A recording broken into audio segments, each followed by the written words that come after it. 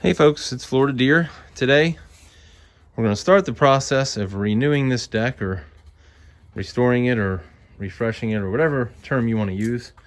We're going to take all these apart, and I have some extras in case these don't work out, and I'm going to break them down completely, clean them up, probably powder coat them, and also put new bearings in, make sure they're squared away, new spacers if necessary, you know, any parts of the equipment that's not working correctly. And then we'll break down all the stuff on the deck, and I'm going to actually send the deck, maybe with another deck, to the powder coat guy as well.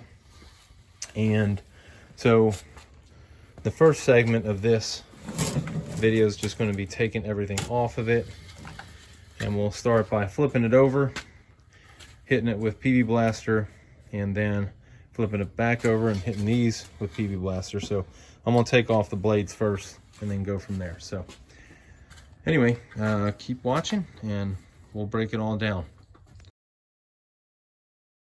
If my channel was ever sponsored by any company, I think the one that it should be sponsored by would be PB Blaster.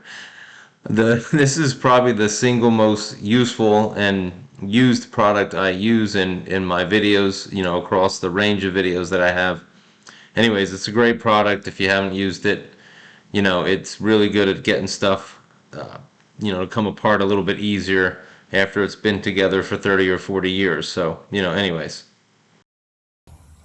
So this is what they're supposed to look like, or for the most part. You see that they do got some junk in there, that either strands of grass or some sort of junk that's in there. But look at this one.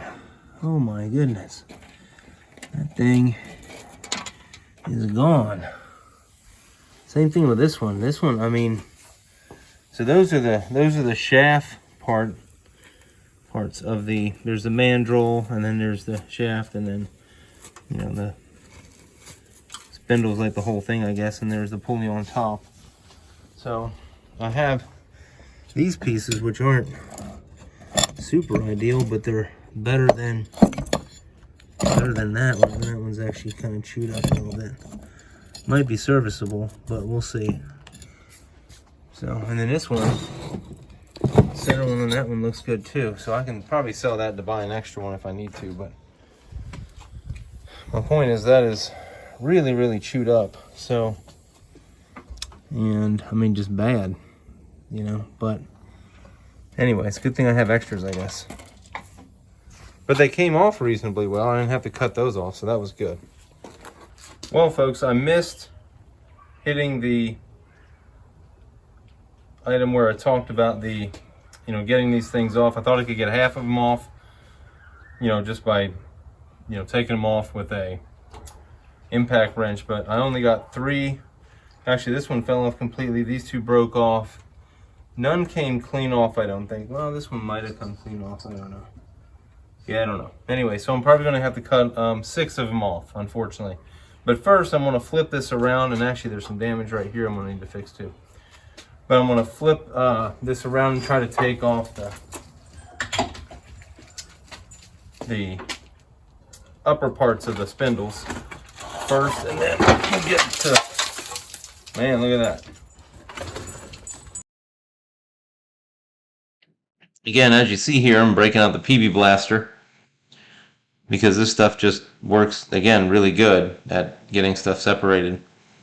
In fact, these nuts come pretty much right off with the impact wrench, and sometimes they're more difficult to get off, but they actually came off pretty easily.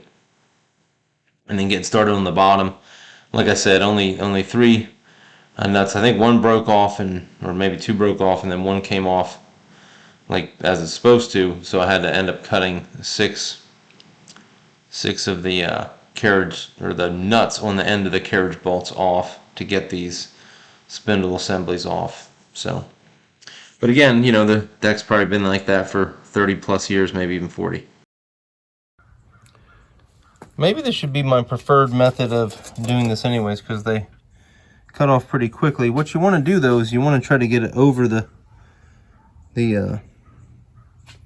use the washer as your buffer so you're not cutting any into the deck, which I think I've done in each of these cases. This one might have gotten a little bit right there, but for the most part I kept the deck intact. That one, not sure about those two. I'll have to figure that out. But anyway, so that went pretty well. I will have to fix this. Obviously this is squished in over there. This is like all waffled. It's like folded over, so I'll have to bend that out before I send it to the powder coat guy. And just make sure that this thing is serviceable, because it has this kind of junk in it. There's no holes in it, but I wonder if there will be by the time they sandblast it. We'll have to find out. So we'll see.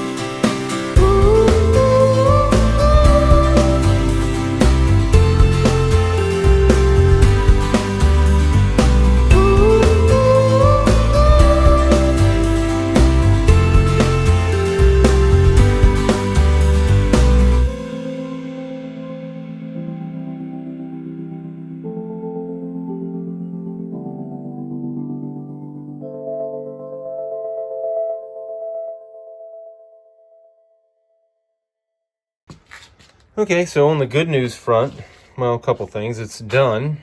And also this, I mean, it's not good, but it's way better than it was. And the fact that it was way folded over, I thought it almost looks, well, I mean, who are we kidding? It doesn't look that great, but looks better than I thought it would. Okay, so, I mean, there's that. What doesn't look better, this is the bad news front, is I went ahead and I poked a couple holes through there, incidentally. Hope that's not the same issue right there, but we'll have to check that and figure that out. But so I'll cut that out and I'll try to grind it down and see if one of my buddies can weld a a piece in there, you know, nicely. We'll figure that out. I don't know. I didn't take this little piece off, so I'll probably do that. I'm not sure why that piece was on there, but that's the only piece I didn't get off. The rest of it is, as you can see, completely done. And they're a lot less heavy when all the stuff is off of them. So I think overall, this one is in pretty good shape, other than, you know, that little boogered up part, you know, unfortunately. But, you know, I guess all in all, the most of it, you know, around the spindle areas, it's pretty clean. Okay, this is just the last part of this to kind of tell you where I started and where I got to. So I wanted to save this deck, but this deck was too far gone. This was the John Deere 140 time period correct 46-inch deck that I picked up with one of my late year purchases last year. And I picked it up with another 50-inch deck. The 50-inch deck had good hardware on it. That 46 didn't have much to offer. It was just sort of a throw-in anyways, but I was hoping for big things. This 50-inch deck I was going to sell with a tractor, but the person that was getting the tractor really didn't have a use for it, so I'm actually just going to give him a tiller. He was my wife's cousin who expressed some interest in a tiller, so didn't need the deck. I figured I would just give him the tiller instead. That came with good hardware. I think other than this spots up here, as you can see, 2 holes right there. We're gonna try to weld these in place. We gotta resand everything because this sat out in the weather a little bit. And generally, once I get equipment, it doesn't sit out. And it's pretty rare that would happen. But in this particular case, I was kind of waiting to take it to my buddy Thomas's so we can work on that stuff. And anyways, so I ended up with this extra deck. Now this is the extra deck, has some, like, you know, custom welds here and stuff, but they're pretty good. So I mean, it's not bad. This is what it's supposed to look like. The other thing is these things are normally eaten up, as you can see right here, you know, and then a proper one has all the way through. Same thing there, no problems. If you look here, we're missing partly there. We're missing a good chunk of it there. But on this deck, you can see the whole thing there and the whole thing there. But it does have that booger I pointed out, which might be harder to weld, which is right there. That will be difficult to weld, but it will be, you know, for the most part, hidden. So that deck will end up going on this this 316. That engine, I believe, is junk. We've adjusted the valves and done some other things. There's no compression. So I think something might be broken inside the engine. I'll tear it out and use it though and check it out. This one runs really good. It's 105 psi compression in both cylinders. Probably needs a carb cleaning, but actually, it's even without the carb cleaning, it still runs pretty good. But the tractor that came out of was this one, which was junk. The steering was all messed up. There were a couple other things that were wrong with it. Transmission is junk. Probably junked the whole transmission. The pump is the thing that got toasted by the former owner, and that's why it was cheaper. But there were some good things on it, like a good pan. As you can see, I cut out a spot already for the toolbox because I think that's cool to do that. But anyways, this was just a little foreshadowing of some other projects, along with a small chicken coop for somebody. But it just, you know, it's just weird how these things turn out. I was thinking I was going to end up with more shells than I have hardware, and now I have extra hardware to sell, and I'm not sure I'm going to redo this whole, you know, powder coat this deck. I might just powder coat that one up there, or I might just do both of them. I'm going to sell the hardware for all of them and just park and have an extra shell for now. But that was my, you know, intention in kind of bringing you guys up to speed. And like I said, we will hit, this is only part 1 of this video. We'll hit a part 2, which is breaking down the spindles and also rebuilding the spindles in part 2.